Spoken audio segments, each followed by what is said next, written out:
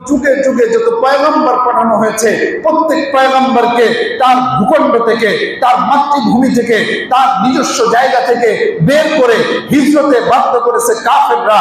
মক্কাবাসীও আল্লাহ রাসূল সাল্লাল্লাহু আলাইহি ওয়াসাল্লামকে আল আমিন হিসেবে জানতো।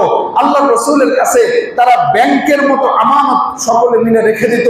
রাসূল করিম সাল্লাল্লাহু আলাইহি ওয়াসাল্লামের চরিত্র মাধুরীর ব্যাপারে একটি শব্দ কোনোদিন মক্কার কোনো কাট্টা কাফের বলতে পারে নাই।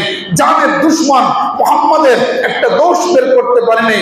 কিন্তু মুহাম্মদ সাল্লাল্লাহু আলাইহি ওয়াসাল্লাম তখনও নামাজের অর্ডার দেন নাই, রোজা রাখতে বলেন নাই, পর্দা করতে বলেন নাই, মদ ছাড়তে বলেন নাই, তখনকার সময়ে যাকাত দিতে বলেন নাই, হজ ও ফরজ হিসেবে করতে বলেন নাই, কোনো হুকুম আসে নাই।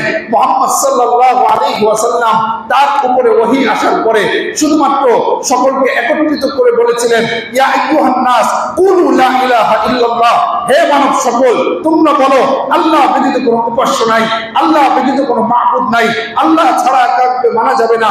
এতটুকু কথা। নামাজ পড়তে বলে নাই এখনো, কারণ শরীয়তের হুকুম আসে নাই।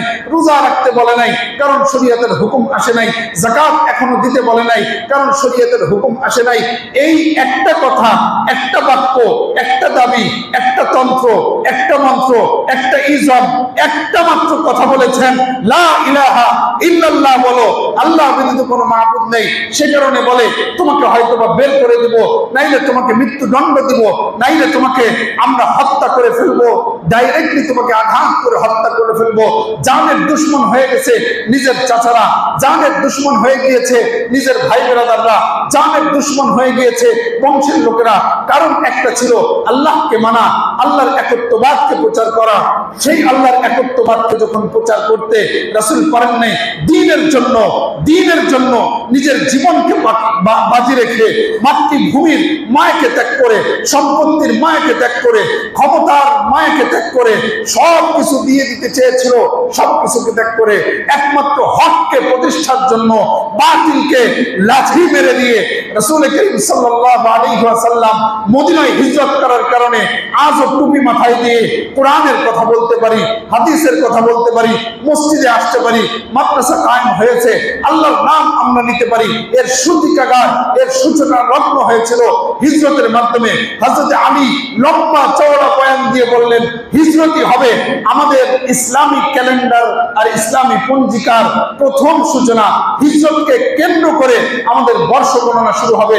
আমিরুল মুমিনিন, খলিফাতুল মুসলিমিন, খলিফায়ে সানি আল ফারিক বাইনাল হক ওয়াল বাতিল হযরত ওমর ফারুক রাদিয়াল্লাহু তাআলা আনহু রাষ্ট্রীয়ভাবে ঘোষণা করলেন, আজকে থেকে ইসলামের বর্ষ হিসেবে হিজরি বর্ষ মুহাম্মদুর রাসূলুল্লাহ হিজরতকে কেন্দ্র করে সারা পৃথিবীতে হিজরি বর্ষ আর ক্যালেন্ডারকে চালু করে দেওয়া। সুবহানাল্লাহ।